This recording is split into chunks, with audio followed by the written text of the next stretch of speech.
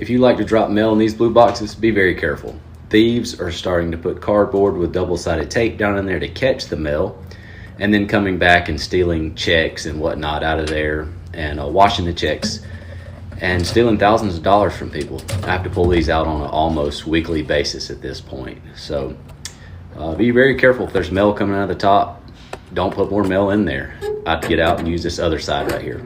So my poor mom, she mails checks like a lot of older people do to pay her bills. Somebody went in the mailbox, got her check that she had mailed out for a certain, company. They took it. Somehow they erased the amount. They erased the name of the person that the check was to go to. They put another person's name, a ridiculous amount, and the check got cashed. Mm-hmm. And so she now had to go to the bank, shut down all her accounts, figure this all out. So it is going on out there. So another reason why maybe we should stop sending checks in the mail. I just said to her, okay, we're going to change the way we do things now, Mom. So we're going to sit down and, sign up for some things. But poor Mom. Poor Mom. And she was so nervous about it because she had heard. So she said, I'm only going to mail my check near the post office. So much for that, because she was trying to be very careful, and still somebody stole her check. When's the last time you wrote a check? Oh, I've actually written a check. Some of the doctor's offices that I go to, right, they still only accept checks. Really? Yep. They also use fax machines? A couple of them. I don't know, maybe. There's a new mail scam going on. If you rent a mailbox at a private mail center or know someone who does, please share this with them and share with others, because you never know who may be affected by it. I own a private mail center where we have customers that rent out boxes to get their mail. The other day I had somebody call and pretend to be one of my box customers. And because this customer was a new box renter and I didn't open his box for him, that I didn't know him and had never spoken to him. So this is why I listened to the person on the phone. But the phone number calling was suspicious. There were a lot of red flags, like when he said he wanted his mail forwarded. That is exactly what he asked. And then I asked him his box number. I could clearly hear other people in the background, like it was a telemarketing room. That was the first red flag. The second red flag was that he paused when I asked him his name and the box number, and it's like he really had to look at a piece of paper. It was pretty sad, actually. I told him that I couldn't do it for him. Obviously, he had to come in because I don't know him, and he could be anybody over the phone, and he sounded extremely offended by that, but I knew this wasn't our customer. This was clearly a telemarketing room with people calling numbers that they knew were private mailboxes in order to get their mail sent to them to get checks, credit cards, whatever they're trying to get. Anyways, I told him he needed to come in order to do that. He said there's no way he was going to do that. I eventually just hung up on him and he never called back. So I guess please be aware, people are really desperate. They're trying everything right now to get money however they can. So if you rent one of these private mailboxes, or you know someone who does, it may be a good idea to let the owner of the place know of this scam that's going on.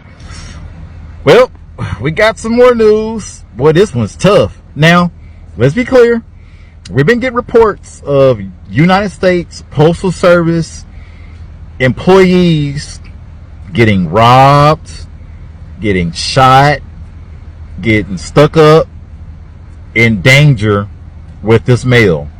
Now, let me be clear. I appreciate our United States Postal Service mail carriers. They carry packages in rain, sleet, snow, all kind of elements in neighborhoods that are unsafe. Like, this is a problem. Now, let's be clear. Safety is very important. But over the last couple of years, last couple of months, there have been reports of this USPS Postal Service carriers violently attacked, not just unsafe. Let's be clear here. But guess what we just got the other day? That surveillance cameras have been put at the boxes, and these boxes have been raided with packages undamaged, keys, master keys been taken, and mail and packages being stolen. So even if your packages is making it to where it need to get to, it's still being stolen by crooks. This is not good. This is a problem. This is a federal crime. I'm going to post a link below of what's going on here. This is not okay. This is not safe. Follow back up and Go Ahead First. We'll keep you posted on this mail issue. It's not just being late, but it's also being stolen. And one of my subscribers, one of my followers said the stuff was being stolen. It's not funny. It's really messed up. But this is not okay. This is grand theft. Follow up back. Terrence Brunson. Go Ahead First. We'll keep you posted. Scammers are sending fake postcards about your packages. You can tell it's fake because it'll say final notice when you only got one. There's no tracking number, no delivery dates, and the number is fake. If you call, they try to steal your information. If you're not expecting a package, ignore it. And if you think it's real, go directly to the post office. Any and all mail that you get that has anything to do with a card, for your money obviously, look at the front of the envelope and see if it has been scratched. Because I just got one in the mail. This will be the second time now to where somebody rubbed the numbers to get the credit card information.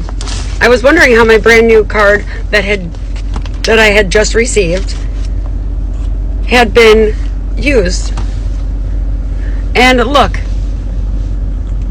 you can see where they rubbed it. I know it's real hard to see, but I don't want to show you them all. Either way, we're getting a new card, but that's bullshit.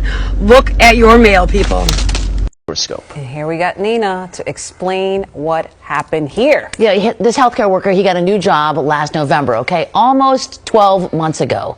He asked for the process to begin to roll over his 401k. The check was sent in January. It never showed up. A fraud investigation, sworn affidavits, months and months go by of red tape. His money this whole time is not even in the market until he asked us to get his pension off life support.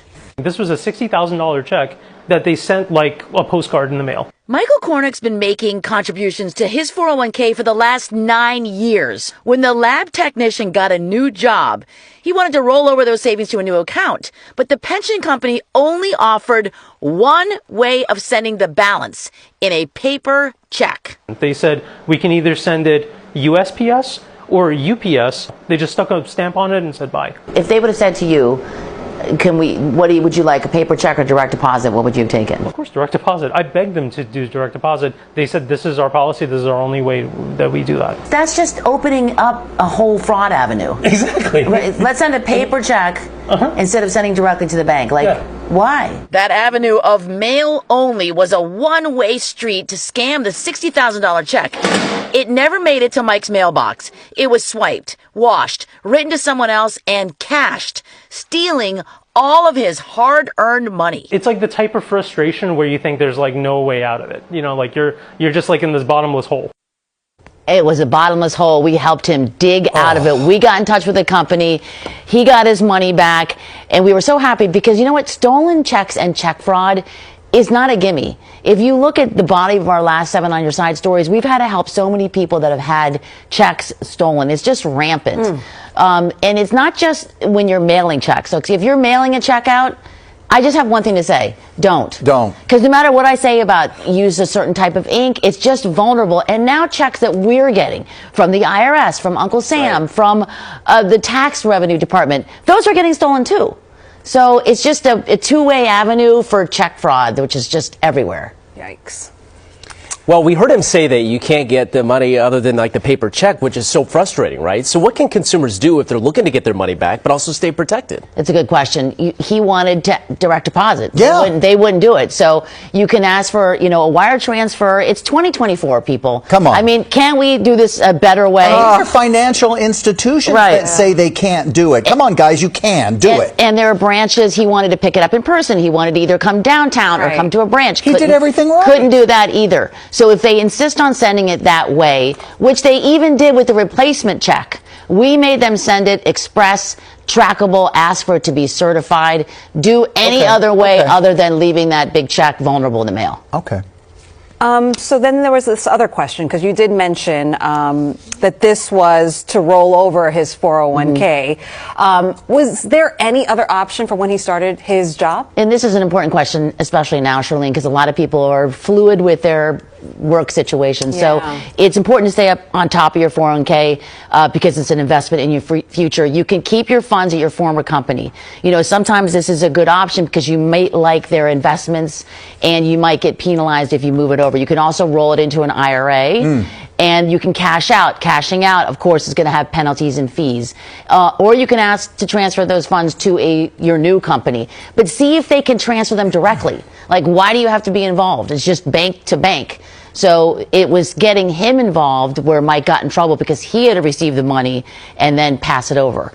I wouldn't like to get the money myself because you know what? I'd be tempted to I can't be spend trusted. it. I don't want to spend it. I don't want it in my hands. Right. That's and I don't want it in the mail. That's so and true. what I want you to do, financial institutions, is get on top of this fraud. You need to help people.